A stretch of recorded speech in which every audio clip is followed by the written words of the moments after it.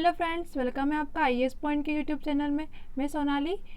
तो मैंने आपको जो पिछली क्लास में पढ़ाया था वह था संसद से रिलेटेड कुछ क्वेश्चंस थे।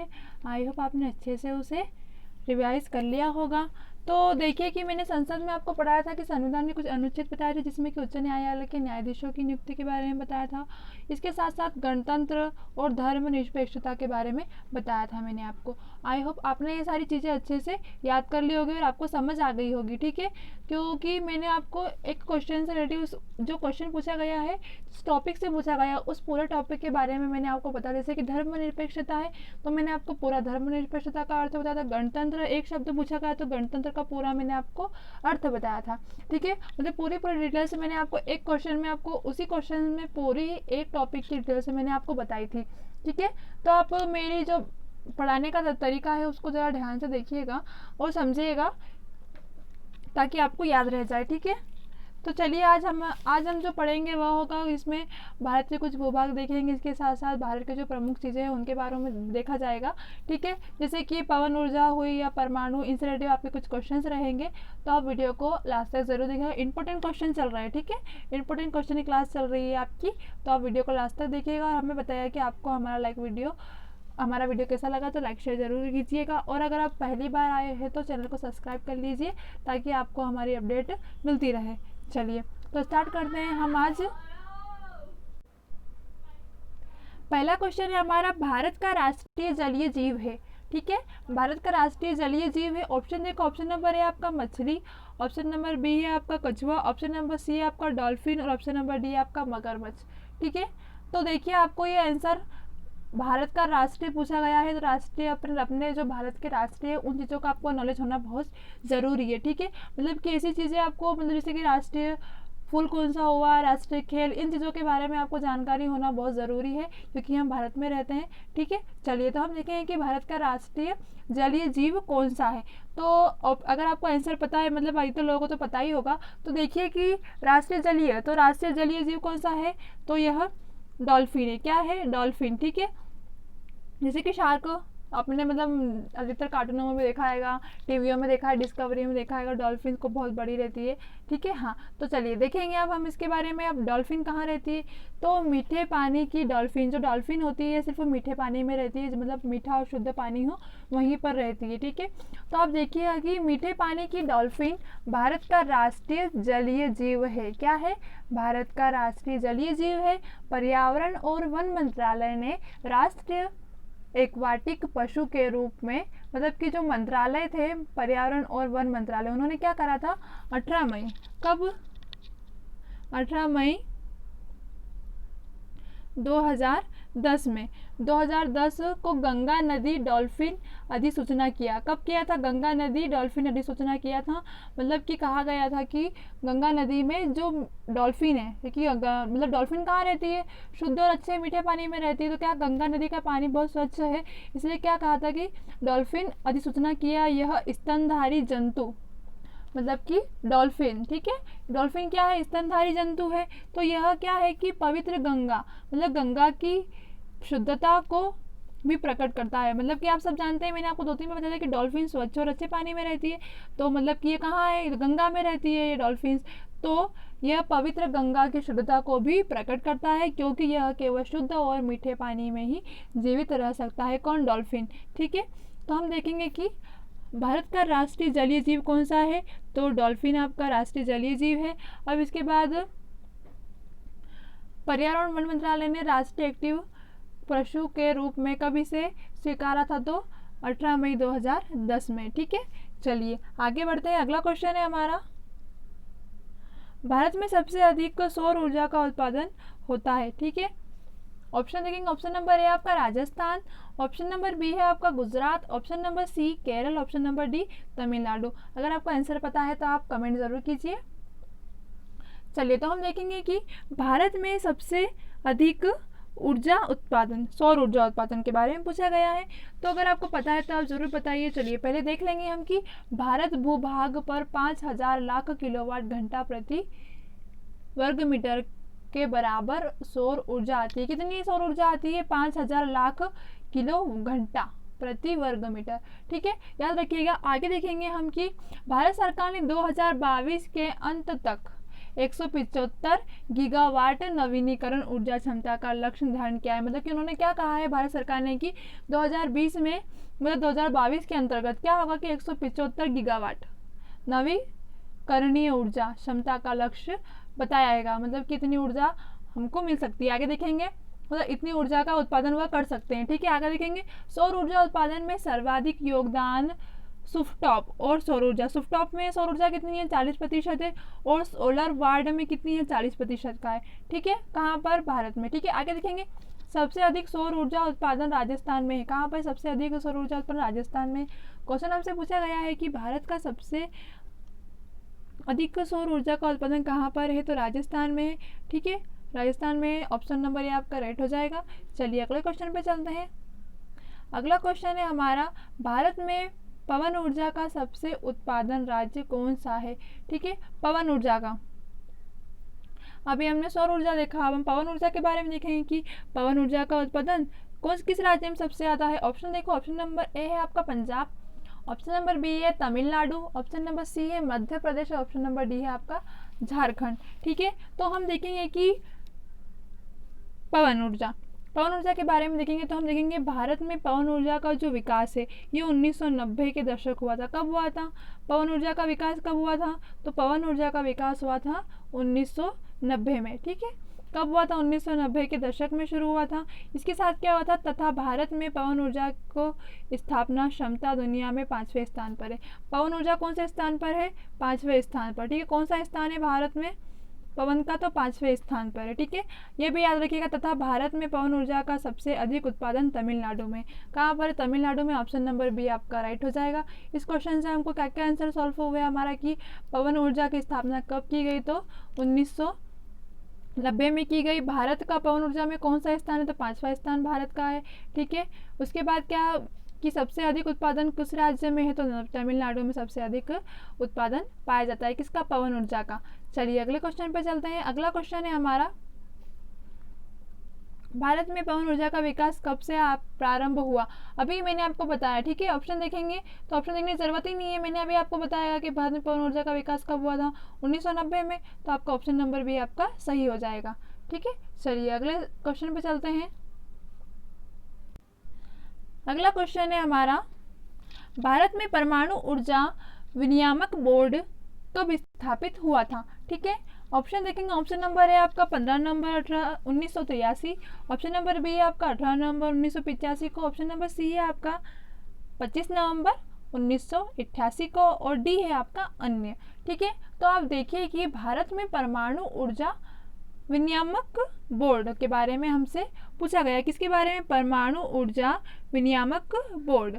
अब इसकी स्थापना कब की, तो आप देखो कि पहले कि परमाणु ऊर्जा विनियात्मक परिषद, इसको क्या कहा जा गया है, एटॉमिक एनर्जी रेगुलेटरी बोर्ड। क्या कहा गया है इंग्लिश में, एटॉमिक एनर्जी रेगुलेटरी बोर्ड। ठीक है, आगे देखेंगे। भारत में परमाणु ऊर्जा की नियामक संस्था है।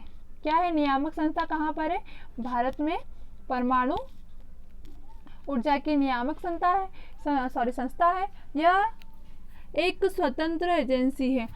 क्या है, यह एक स्वतंत्र एजेंसी है, मतलब स्वतंत्र एजेंसी है। आगे देखेंगे हम कि जो परमाणु ऊर्जा की सुरक्षा उपयोग से संबंधित पहलुओं और निगरानी रखता है। क्या करता है कि परमाणु ऊर्जा से जो सुरक्षित उपयोग, मतलब इसके द्वारा जो सुरक्षित उपयोग किए जा रहे हैं उसके पहलुओं की निगरानी करता है। अब इसका गठन कब हुआ था, तो इसका जो गठन हुआ था यह हुआ था 15 नवंबर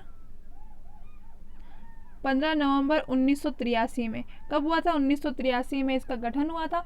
भारत के राष्ट्रपति के आदेश के अनुरूप किया गया था। किसके आदेश के अनुरूप किया था, तो जो भारत के राष्ट्रपति के आदेश के अनुरूप किया गया था। इसका मुख्यालय कहाँ है, तो इसका मुख्यालय हैगा मुंबई में। ठीक है, याद रखिएगा कि इसका मुख्यालय कहाँ है, मुंबई में।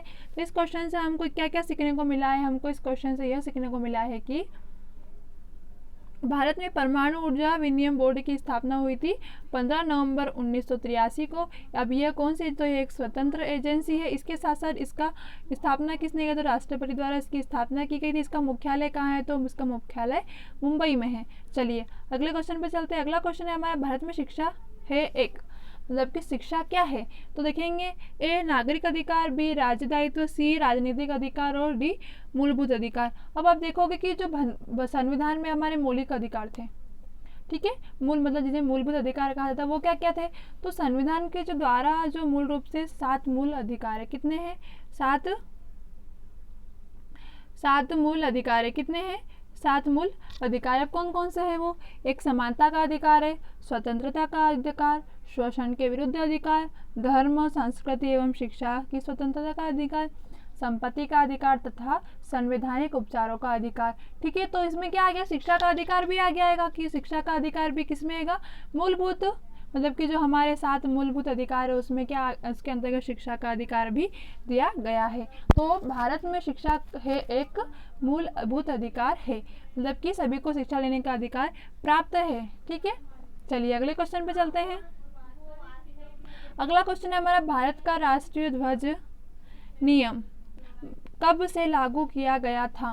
ठीक है, कब से लागू किया गया था भारत का राष्ट्रीय ध्वज नियम। ठीक है, नियम पूछा गया है कि कब से किया, राष्ट्रीय ध्वज का नियम कब लागू किया गया था, बात पे ध्यान रखिएगा।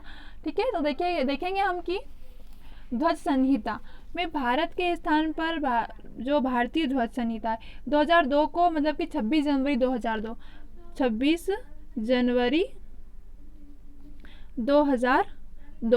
2002 में क्या हुआ था कि 2002 से यह लागू किया गया था कि अब देखोगे कि इसमें क्या नियम था, राष्ट्रीय ध्वज नियम जब ये लागू किया गया तो किस आधार पर यह लागू किया गया था, तो उसमें ऐसा बताया गया था कि जब भी झंडा फहराया जाए, मतलब कि जो राष्ट्रीय ध्वज है उसे फहराया जाए, तिरंगे को, उसे सम्मानपूर्ण स्थान दिया जाए। अब सम्मानपूर्ण स्थान के साथ मतलब कि ऊंचा, जैसे हम देखते हैं कि हम स्कूलों में जाते हैं, पहले हम जब स्टडी करते थे तो हम सिर्फ एक चटाई पे बैठते थे, हमारे जो टीचर थे वो बेंच पे बैठे जाते थे। इसके साथ साथ धार्मिक देखा जाए तो धार्मिक में भी हम अगर भागवत कथा वगैरह को सुनते हैं तो हम नीचे स्थान पर बैठते हैं और जो हमको सुनाते हैं वो ऊंचे स्थान पर। तो हमारा यह तो राष्ट्रीय ध्वज है ना, तो इसको तो मतलब राष्ट्रीय मतलब हमारे पूरे भारत राज्य का है ध्वज है, तो इसको मतलब ऊंचा सम्मान मिलना ज़रूरी है।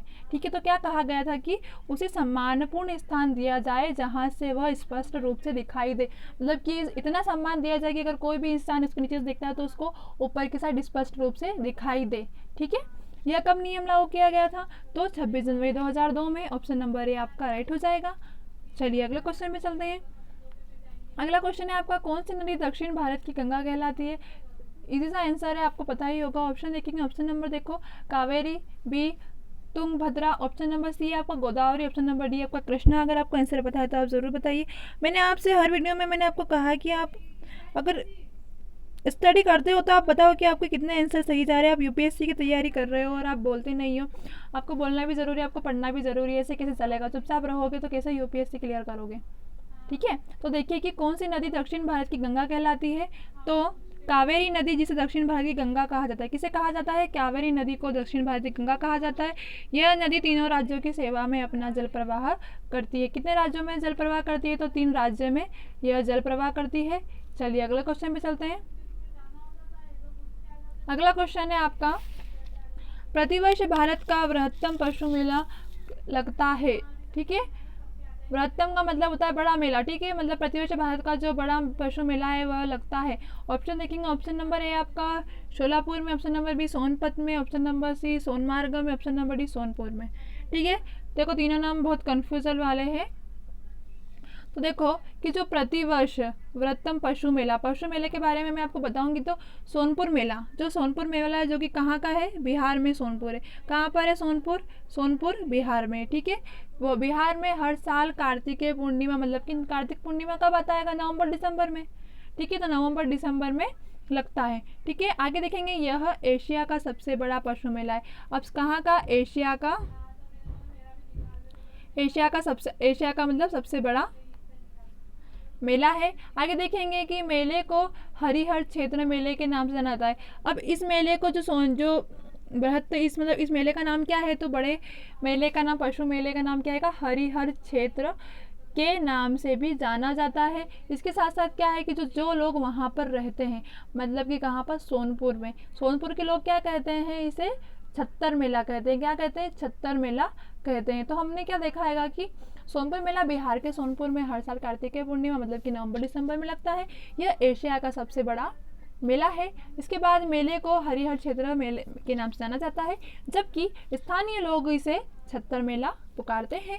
तो ऑप्शन नंबर आपका डी आपका राइट हो जाएगा कि यह मेला सोनपुर के बिहार में लगता है।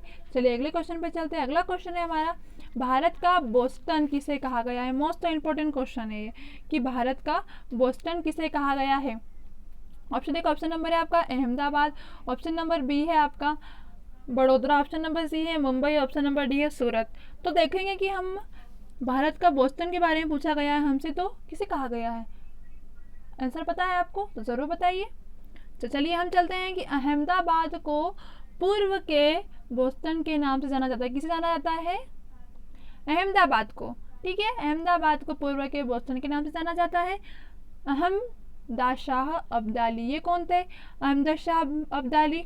तो यह इस शहर के कौन थे? मतलब इस शहर के राजा थे, जो कि अहमदाबाद, इन्होंने क्या करा था कि अहमदाबाद नाम रखा था, मतलब अपने नाम पे क्या, इस शहर का नाम, बोस्टन का नाम क्या कर दिया था? अहमदाबाद रख दिया था।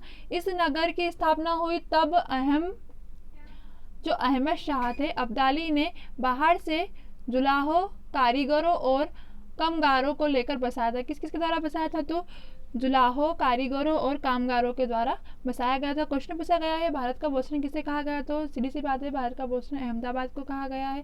किसने कहा था? तो अहमद शाह अब्दाली ने कहा था। ठीक है, आज की क्लास हमारी यही खत्म होती है। इंपॉर्टेंट क्वेश्चन थे, आप इन्हें अच्छे से सॉल्व कर लीजिएगा।